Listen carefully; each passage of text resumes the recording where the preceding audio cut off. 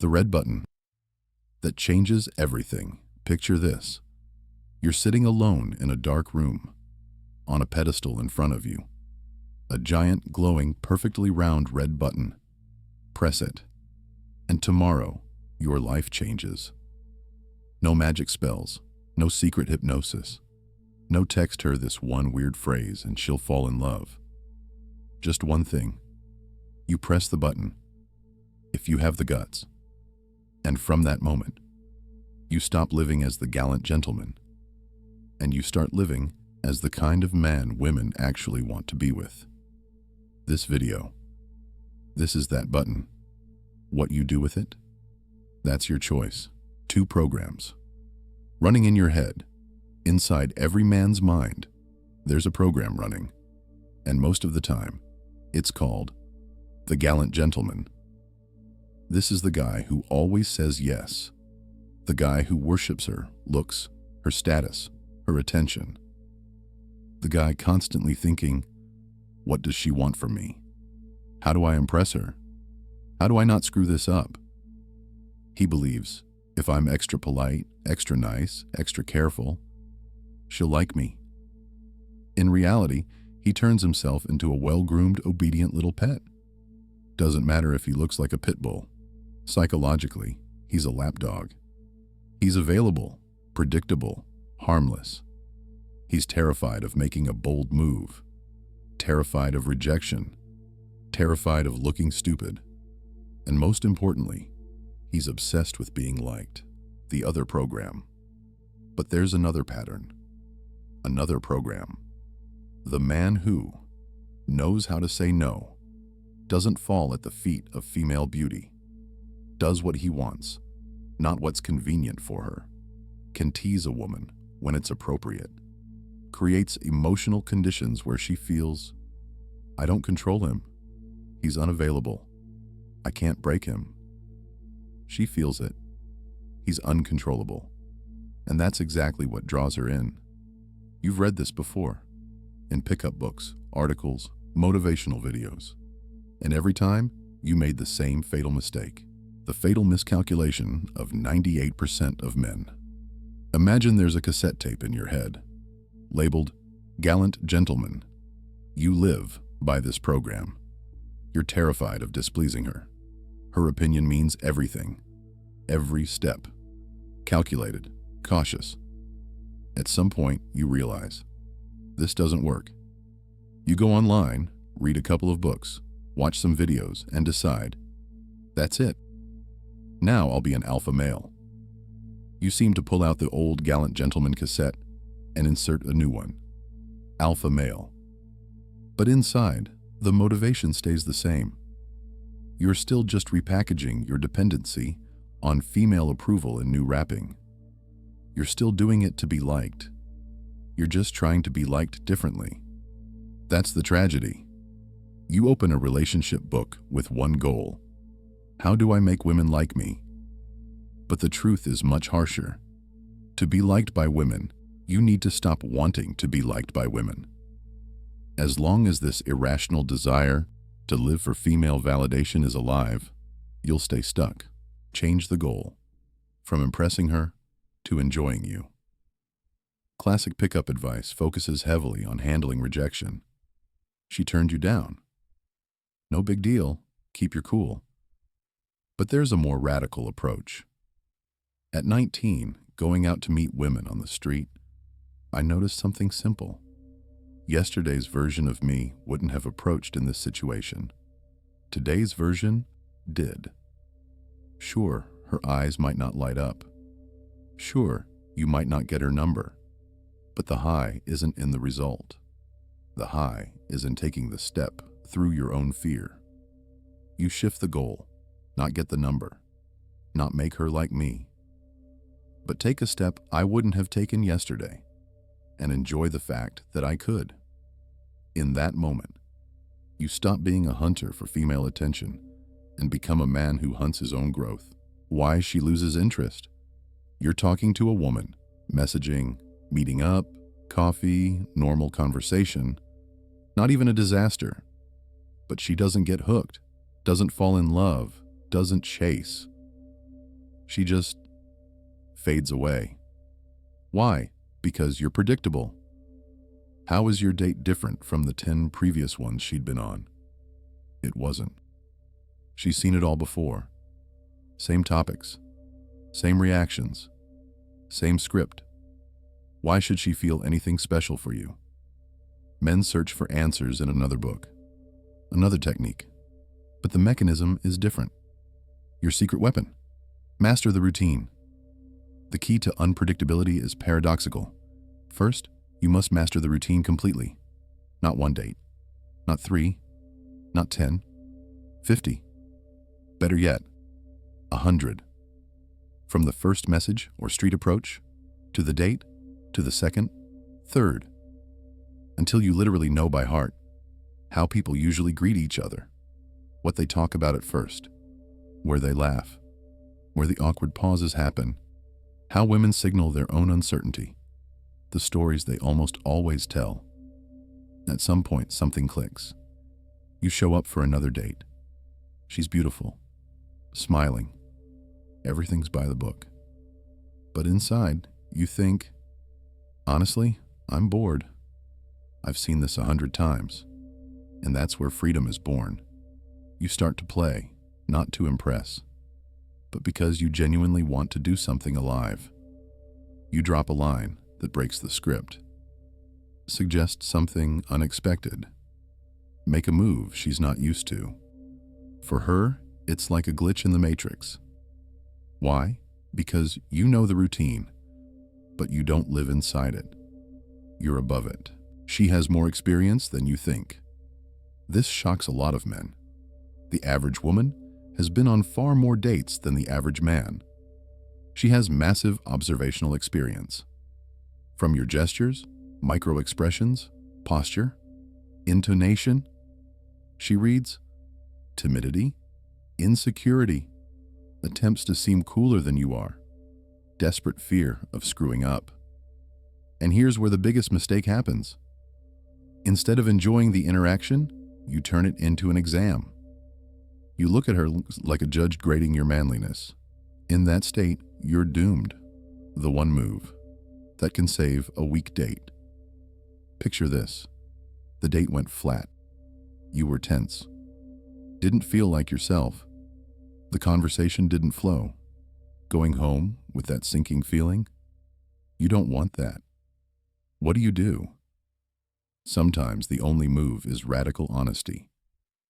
At the end of the date, you calmly say, "Listen, I've been watching you this whole time and realizing you're genuinely attractive to me. And honestly, it made me a bit nervous. That's why I was so stiff. Right now, I just want to kiss you." And you kiss her. If you see it's appropriate, she's not running away, she's smiling and staying connected. Not because some book told you to, but because you need to stop hiding from yourself. Even if you bomb, that's invaluable experience. You weren't pretending to be someone else. You were yourself and took a step that scared you. After moves like this, a man becomes freer. Not from women, from his own fear. The Tarzan swing that killed my fear. Imagine a dam with an old, rickety Tarzan swing tied to a high platform. As a kid, you go there for the first time. All the boys are jumping, screaming, flying into the water. You grab the rope, swing out, and at the moment of maximum height, panic. You let go too early and splash down without flying far enough. You think, I need to do this 10 more times. The fear will go away. You swing again and again. Every time, you let go too early. Then you make a different decision. Whatever happens, happens. This time, I won't let go.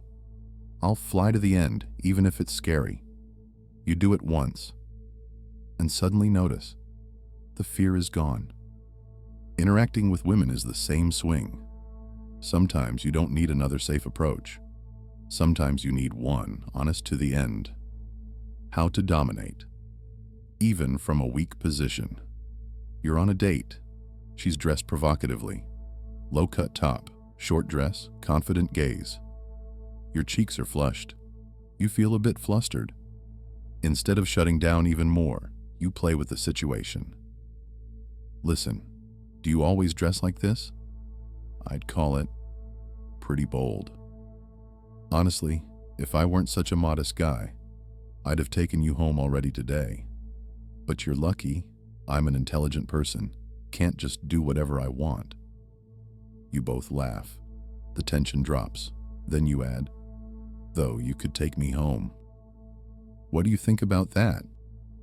She starts explaining. Well, not everything's so fast, so simple. You calmly redirect. Okay, what's the goal of a first date anyway? To get to know each other, right?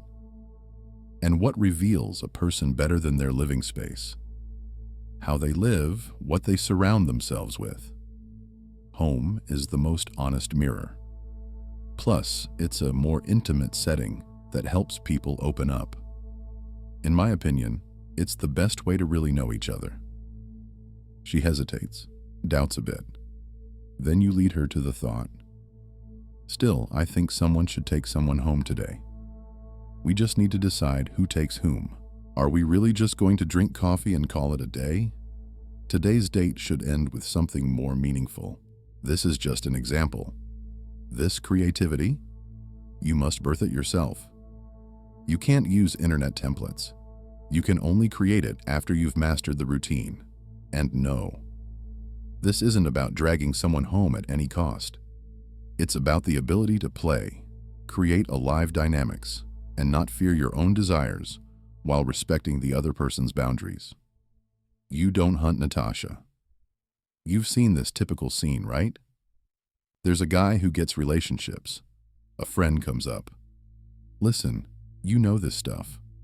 Can you make Natasha fall for me? You can do it, right? A man who's lived through enough experience answers, Friend, why would I need that? He doesn't chase headaches. He enjoys the process and the result, the communication, the ease. He knows. Open an app or walk outside, and there are 15 women who'd be happy to talk, laugh, meet up with him. Why would he hunt one specific woman, making her the target of his entire psyche? It's a fundamentally different mindset. First, you die as the guy who wants to be liked. From this day, you have one task. Every time you catch yourself thinking, what will she think? Does she like me? How do I not lose her? Stop that flow. Don't run from your desires, but shift the focus. Not how to get the result, but how to enjoy the process, stay myself, and move through fear. As long as a woman is your main goal, you will act like a rookie fisherman, lunging at every movement of the float, jerking the rod too early or too late, running around the whole pond, changing spots, nervous, frantic. An experienced fisherman, an old man, sits in one spot, calm, patient. The fish comes to him. Your task is to become that old man, not in age, in state. The myth of the man 100% of women want. Another illusion that cripples the mind. There's some perfect male image that 100% of women want. Doesn't exist. No man is liked by everyone. It's always a percentage, 70%, 80%, maybe 90% in the best case. And you know what? A smart man is okay with that. He doesn't build his life to please every woman. He doesn't become a hunter chasing one single princess. He's like a flower bees fly to on their own. The hunter almost always ends up with 0. Don't seem. The most disgusting things you'll see from men, usually not from those who are actually effective with women. Why? Because those who are effective are usually honest. If a man isn't looking for something serious, he doesn't invent fairy tales. He doesn't promise marriage, kids, eternal love for one night. It's not always noble in a Hollywood sense, but at least there's some honesty. She knows what she's dealing with. The real horror starts with those who try to seem what they're not. A man who puts on a white coat of "I'm so proper," who hyperinflates his own importance, lies, manipulates, destroys lives around him, just so no one sees his real weakness. Such a person will never be a good husband, a friend, or partner. He'll always assert himself at the expense of the weaker. And the funny thing is, in long-term relationships, he still loses. How a real man acts, not an imitator. Conflict scenario. The typical playing alpha guy yells, pounds his fist on the table, throws brutal tantrums, then humiliates himself, apologizes, swears to change. All of this is playing a role. An attempt to scare, pressure, seem strong. The woman senses, a truly strong man doesn't act like this. This is theater. A man who actually values himself reacts differently. Something happens that contradicts his principles. He doesn't scream, doesn't prove he's right, doesn't escalate drama. He simply says, "Listen, after this, I don't really see how we can continue. I have different views on what's acceptable for me. I think we need to stop here." He doesn't get drawn into long arguments, doesn't engage in emotional battles. He protects his comfort and his principles. And even if she comes back saying, "I was wrong, forgive me," it's not automatically a win for him. Because the word sorry by itself changes nothing if the core issue remains. Real rules aren't announced. Many ask, how do I properly set boundaries with a woman? How do I show what's not allowed? The answer is simple and brutal. If you actually live by your principles, you don't need to announce them. You don't sit a woman down and say, "Rule number 1, you can't cheat on me." That's implied. You transmit it through who you are, how you react, what standard you hold. If she crosses a line, either it wasn't a real line for her, or you don't actually have that principle. She feels it. So instead of learning how to state rules, focus on this. Actually acquire those principles. The forbidden toy trick. There's a well-known psychological trick. In a room, they place several identical toys. They tell a person, "You can touch any of them, except this one specific one. That one is forbidden." Guess which toy immediately becomes the most interesting object in the room? Same with relationships. At the moment when a woman is clearly interested, when you feel the peak of attraction, instead of begging for attention, you calmly say, "You know, I enjoy talking to you. You look great, but I wouldn't recommend getting into a relationship with me. It's complicated. I have very specific standards for what I consider a viable relationship. Honestly, you'd find it easier to find a man who'll tolerate anything you want. I'm a different kind of person. This isn't playing 'I'm cool' and you're not worthy. It's breaking the pattern. You're not begging for attention. You're not selling yourself. You're honestly saying, 'With me, it's difficult, and I'm not abandoning my principles.'